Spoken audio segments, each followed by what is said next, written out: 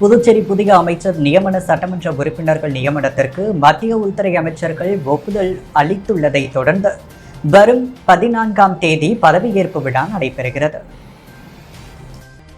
Puducherry NR Congress கூட்டணி அரசில் அங்கம் வகித்த பாஜக அமைச்சர் சாய் சரவணகுமார் நியமன சட்டமன்ற உறுப்பினர்கள் ராமலிங்கம், வெங்கடேசன், அசோக் பாபு ஆகியோர் கடந்த மாதம் 27ஆம் தேதி ராஜினாமா செய்தனர்.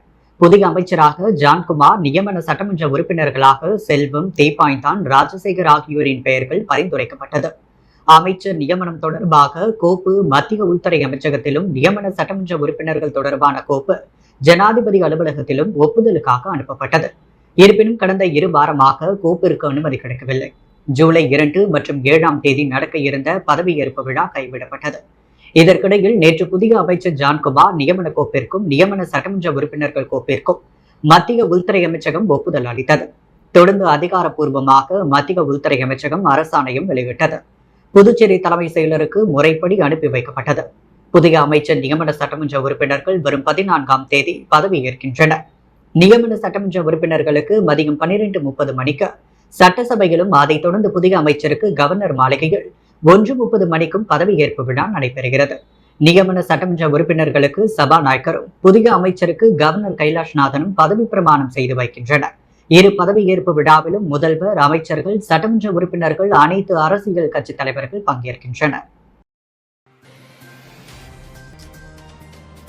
புதுச்சேரி சட்டசபையில் முதல்வர் ரங்கசாமியை முன்னாள் சபாநாயகர் VP சிவக்கொழுந்து, அவரது மகன் VPS ரமேஷ் ஆகியோர் சந்தித்து வரும் 14ஆம் தேதி அன்று என்ஆர் காங்கிரஸ் இணைய உள்ளதை அடுத்து என்ஆர் காங்கிரஸ் அலுவலக திறப்பு விழாவிற்கு அழைப்பு விடுத்துள்ளனர்.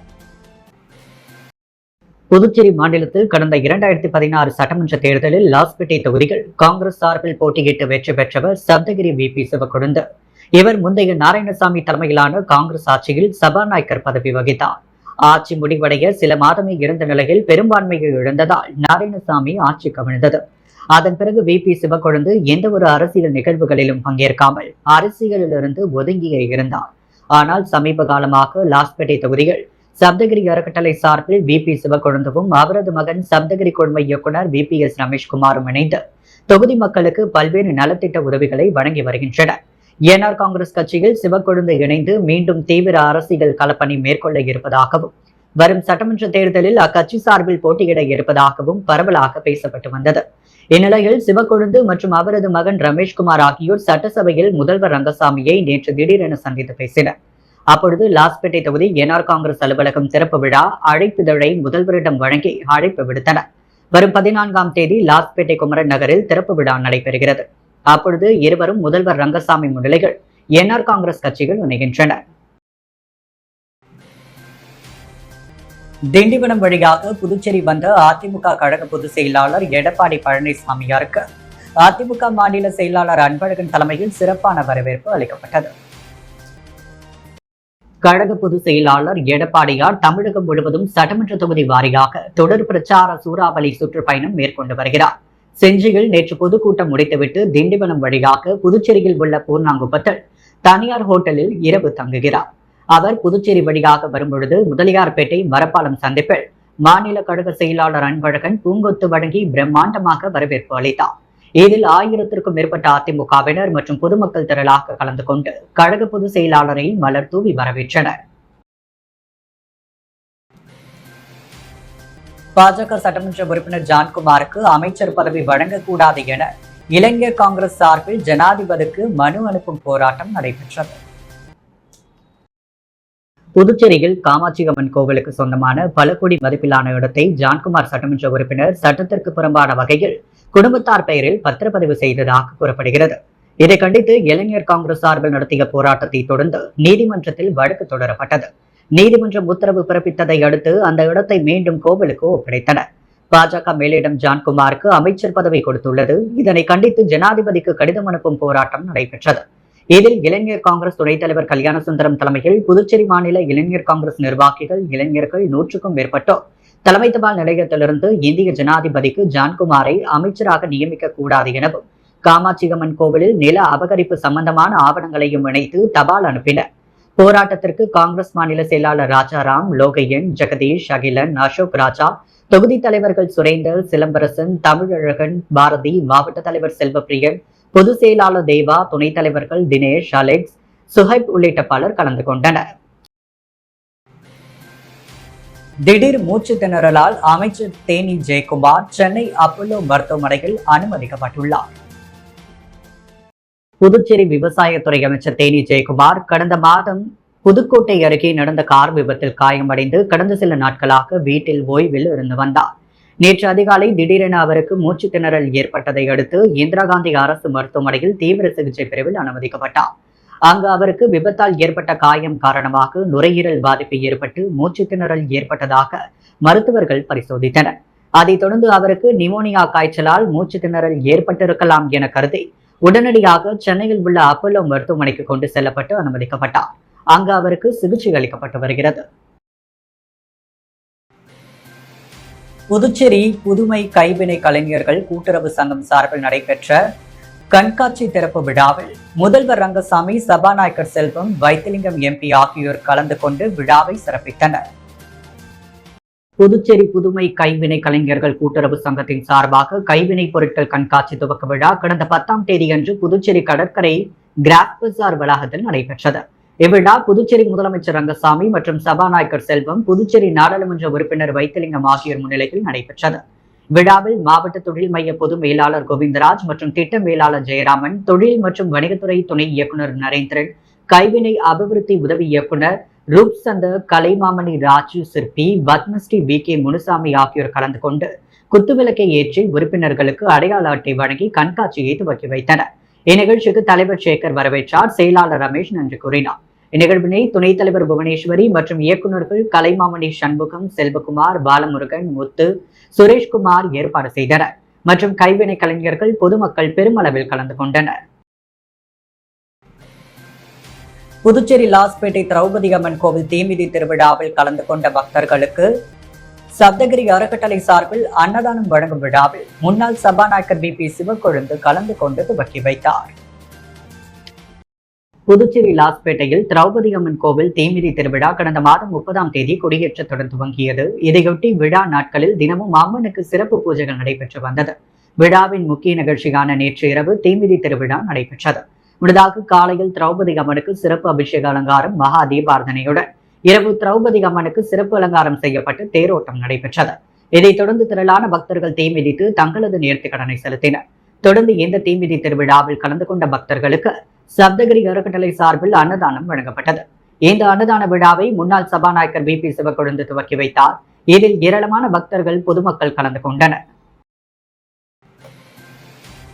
புதுச்சேரி வந்த அதிமுக பொதுச் செயலாளர் எடப்பாடி பழனிசாமியை தனியார் விடுதியில் பாஜக தலைவர் வி.பி. ராமலிங்கம் மற்றும் அமைச்சர்கள், சட்டமன்ற உறுப்பினர்கள் மரியாதை நிமித்தமாக சந்தித்து பேசினர். புதுச்சேரி வந்துள்ள அதிமுக பொதுச் செயலாளர் எடப்பாடி பழனிசாமிக்கு மரப்பாலம் சிக்னல் அருகே இரவு அதிமுகவினர் மாநில செயலாளர் அன்பழகன் தலைமையில் சிறப்பான வரவேற்பு அளித்தனர்.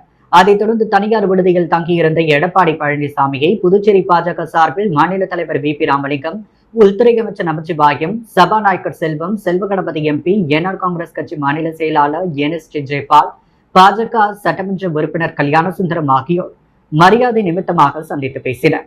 அப்பொழுது எடப்பாடி பழனிசாமிக்கு பூங்கொத்து கொடுத்து பொன்னாடை போற்றி வாழ்த்து தெரிவித்தனர். அதிமுக புதுச்சேரி மாநில செயலாளர் அன்பழகன், தமிழக முன்னாள் அமைச்சர் எம்.சி. சம்பத் ஆகியோர் உடனிருந்தனர். உருளையன்பேட்டை தொகுதிக்குட்பட்ட கோவிந்தசாலை பகுதியில் இருபுற கான்கிரீட் வாய்க்கால் அமைக்கும் பணியினை சட்டமன்ற உறுப்பினர் நேரு அதிகாரிகளுடன் சென்று ஆய்வு மேற்கொண்டார். புதுச்சேரி உருளையன்பேட்டை தொகுதிக்குட்பட்ட கோவிந்தசாலை முடக்கு மாரியம்மன் கோவில் வீதியில் சட்டமன்ற உறுப்பினர் மேம்பாட்டு நிதியின் மூலம் புதிய சிமெண்ட் சாலை மற்றும் இருபுற கான்கிரீட் வாய்க்கால் அமைக்கும் பணிகள் புதுச்சேரி நகராட்சி மேற்பார்வையில் நடைபெற்று வருகிறது. பணிகளை உருளையன்பேட்டை தொகுதி சட்டமன்ற உறுப்பினரும் புதுச்சேரி மாநில மனிதநேய மக்கள் சேவை இயக்க நிறுவன தலைவருமான நேரு என்ற குப்புசாமி இன்று புதிதாக அமைக்கப்படும் சிமெண்ட் சாலையினை பார்வையிட்டு சரியான வாட்டங்கள் வைத்து மழை காலங்களில் மழைநீர் எளிதில் வெளியேறும் வகையில் அமைக்குமாறு அதிகாரிகளை கேட்டுக்கொண்டார். இந்த ஆய்வின் பொழுது புதுச்சேரி நகராட்சி செயற்பொறியாளர் நமச்சிவாயம், இளநிலை பொறியாளர் குப்புசாமி மற்றும் அப்பகுதியைச் சேர்ந்த மனிதநேய மக்கள் சேவை இயக்க பிரமுகர்கள் பலர் உடனிருந்தனர்.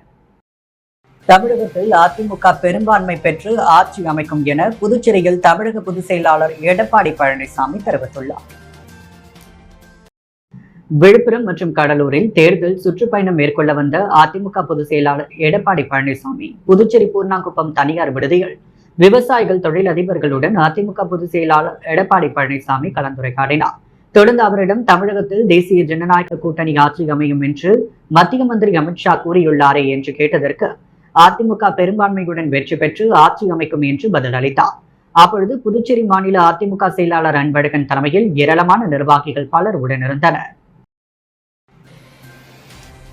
டெல்லி காவல் அதிகாரி போல் பேசி செவிலியர் கல்லூரி பெண் பேராசிரியரிடம் 9 லட்சம் ரூபாய் மோசடி செய்த நபர் குறித்து சைபர் கிரைம் போலீசார் விசாரித்து வருகின்றனர். பெரிய காலாப்பட்டு தனியார் செவிலியர் கல்லூரியில் பணியாற்றி வரும் பெண் பேராசிரியர் ஒருவரை தொடர்பு கொண்ட மர்ம நபர் டெல்லி தொலைத்தொடர்பு ஒழுங்குமுறை ஆணைய அதிகாரி போல் பேசினார். அதில் பேராசிரியர் பெயரில் சட்டவிரோத பணம் மற்றும் தகவல் பரிமாற்ற மோசடி கண்டறியப்பட்டுள்ளதாக தெரிவித்தார். இது தொடர்பாக விசாரணை நடத்த டெல்லி போலீசார் தொடர்பு கொள்வர் என கூறினார். இதையடுத்து சிறிது நேரத்தில் பேராசிரியரை தொடர்பு கொண்ட மற்றொரு மர்ம நபர் டெல்லி போலீஸ் என தன்னை அறிமுகப்படுத்திக் கொண்டார். அதில் பேராசிரியருக்கு மகாராஷ்டிரா முன்னாள் அமைச்சர் ஒருவருடன் தொடர்பு இருப்பதாகவும் பல்வேறு பண மோசடி குற்றத்தில் ஈடுபட்டதற்கான ஆதாரங்கள் இருப்பதால் சைபர் கிரைமில் வழக்கு பதிவு செய்யப்பட்டுள்ளதாக தெரிவித்துள்ளார். அந்த வழக்கிலிருந்து விடுவிக்க பணம் அனுப்புமாறு கூறியுள்ளார். இதை நம்பிய பேராசிரியர் 9,69,362 ரூபாயை மர்ம நபருக்கு அனுப்பி ஏமாந்தார். இதுகுறித்து பேராசிரியர் அளித்த புகாரின் பேரில் புதுச்சேரி சைபர் கிரைம் போலீசார் வழக்கு பதிந்து விசாரித்து வருகின்றனர்.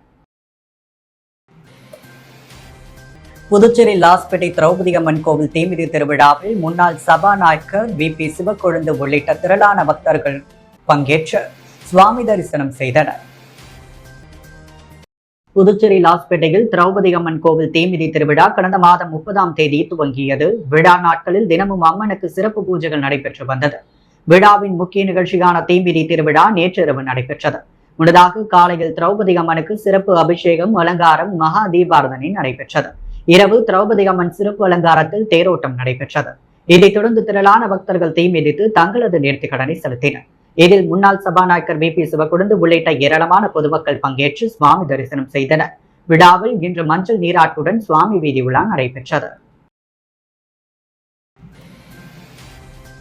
தானம்பாளையம் சென்ட் ஜோசப் பள்ளியில் தாளாளர் ராமுவின் பிறந்தநாள் விழா பள்ளி வளாகத்தில் நடைபெற்றது. Ariyankuppam commune Thanampalayam Saint Joseph ஆங்கில மேல்நிலைப் பள்ளியின் நிர்வாகி ராமுவின் பிறந்தநாள் விழா பள்ளி வளாகத்தில் நடைபெற்றது. பள்ளியின் நிர்வாகி ராமு பள்ளியின் ஆசிரியர்கள் மற்றும் மாணவர்கள் முன்னிலையில் கேக் வெட்டி தனது பிறந்தநாளை கொண்டாடினார். பள்ளியின் ஆசிரியர்கள் அவருக்கு பொன்னாடை போர்த்தி பிறந்தநாள் வாழ்த்து தெரிவித்து நினைவு பரிசுகளை வழங்கினார். தொடர்ந்து மாணவர்களுக்கு கேக் மற்றும் இனிப்புகள் வழங்கப்பட்டது. இந்நிகழ்ச்சியில் பள்ளியின் ஆசிரியர்கள், ஆசிரியைகள், மாணவ மாணவிகள், பள்ளியின் ஊழியர்கள் பலர் கலந்து கொண்டனர்.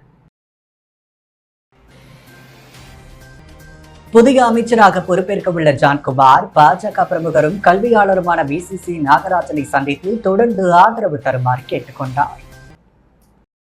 புதுச்சேரி அமைச்சரவையில் புதிய அமைச்சராக சட்டமன்ற உறுப்பினர் ஜான்குமார் வரும் திங்கட்கிழமை அன்று அமைச்சராக பதவியேற்க உள்ளார். அவருக்கு துணைநிலை ஆளுநர் கைலாஷ்நாதன் பதவி பிரமாணமும் ரகசிய காப்பு பிரமாணமும் செய்து வைக்க உள்ளார். இந்நிலையில் முதலியார்பேட்டை தொகுதி பாஜக பிரமுகரும் கல்வியாளருமான VCC நாகராஜனை நேரில் சந்தித்து சால்வை அணிவித்து மலர் கொத்து வழங்கி தொடர்ந்து ஆதரவு தருமாறு அன்புடன் கேட்டுக்கொண்டார். அப்பொழுது பாஜக பிரமுகர் குமார், VCCN கோகுல் உடன் இருந்தனர். தமிழக வெற்றிக் கழகம் சார்பில் லாஸ்பேட்டை திரௌபதி அம்மன் ஆலய தீமிதி திருவிழாவை முன்னிட்டு பக்தர்களுக்கு அன்னதானம் வழங்கப்பட்டது. புதுச்சேரி லாஸ்பேட்டை திரௌபதி அம்மன் ஆலயம் தீமிதி திருவிழாவை முன்னிட்டு தமிழக வெற்றிக் கழகம் சார்பில் தொகுதி நிர்வாகி கணேஷ்குமார் தலைமையில் 1000க்கும் மேற்பட்டவர்களுக்கு அன்னதானம் வழங்கப்பட்டது. நிகழ்ச்சியில் தொகுதி தலைவர் சரவணன் முன்னிலை வகித்தனர். தொகுதி நிர்வாகிகள் பிரபு, நிதிஷ் ராஜா, அசோக் குமார், கார்த்தி, அருண், பாரதி, முருகன், ஜெயவேல், கன்னியப்பன் மற்றும் பல நிர்வாகிகள் மற்றும் ஊர் பொதுமக்கள் கலந்து கொண்டு விழாவினை சிறப்பித்தனர். புதுச்சேரி மனிதநேய மக்கள் சேவை இயக்க இளைஞரணி தலைவரும் ரகு என்ற ரகோத்தமன் பிறந்த நாளை முன்னிட்டு நடைபெற்ற இரத்த தான முகாமை சட்டமன்ற உறுப்பினர் நேரு துவக்கி வைத்தார். புதுச்சேரி மனிதநேய மக்கள் சேவை இயக்க இளைஞரணி தலைவர் ரகு என்ற ரகோத்மன் பிறந்த நாளை முன்னிட்டு இந்திரா காந்தி அரசு பொது மருத்துவமனையில் இரத்த தான முகாம் நிகழ்ச்சி நடைபெற்றது. முகாமை உருளைன்பேட்டை சட்டமன்ற உறுப்பினரும் மனிதநேய மக்கள் சேவை இயக்க நிறுவன தலைவருமான நேரு என்ற குப்புசாமி துவக்கி வைத்தனர். விழாவில் மனிதநேய மக்கள் சேவை இயக்க பொதுச் செயலாளர் விநாயகர், கெஜரியோ கராத்தே சங்க பொதுச் செயலாளர் சுந்தர்ராஜன் உள்ளிட்ட ஏராளமானோர் கலந்து கொண்டனர். இந்த இரத்த தான முகாமில் 50க்கும் மேற்பட்டோர் இரத்த தானம் செய்திருந்தனர். இந்நிகழ்ச்சிக்கான ஏற்பாட்டினை உருளைன்பேட்டை தொகுதி மனிதநேய மக்கள் சேவை இயக்க பிரமுகர் தினேஷ் செய்திருந்தார். அரியாங்குப்பம் தொகுதியை சேர்ந்த கால்பந்து விளையாட்டு வீரர்களுக்கு பூட்ஸ் மற்றும் விளையாட்டு உபகரணங்கள் அதிமுக மாநில செயலாளர் ரவி பாண்டுரங்கன் வழங்கி கால்பந்து போட்டியை துவக்கி வைத்தார். புதுச்சேரி மாநில அதிமுக பொருளாளர் ரவி பாண்டுரங்கன் அரியாங்குப்பம் தொகுதியில் பல்வேறு நலத்திட்ட உதவிகளை செய்து வருகிறார். அதன் ஒரு பகுதியாக அரியாங்குப்பம் தொகுதியை சேர்ந்த கால்பந்தாட்ட விளையாட்டு வீரர்களுக்கு அதிமுக மாநில பொருளாளர் ரவி பாண்டுரங்கன் காலனி, சாக்ஸ், பந்து உள்பட விளையாட்டு உபகரணங்களை வழங்கி கால்பந்து போட்டியை துவக்கி வைத்தார். இதற்கான ஏற்பாட்டினை மதன் செய்திருந்தார். புதுவையின் அன்றாட நிகழ்வுகளை காண பாண்டி ஹெட்லைன்ஸ் யூடியூப் சேனலை சப்ஸ்கிரைப் பண்ணுங்க. தொடர்ந்து எங்களுடன் இணைந்திருக்க பக்கத்தில் உள்ள பெல் பட்டனை பிரஸ் பண்ணுங்க, லைக் பண்ணுங்க, ஷேர் பண்ணுங்க. என்றும் உங்களுடன் பாண்டி ஹெட்லைன்ஸ்.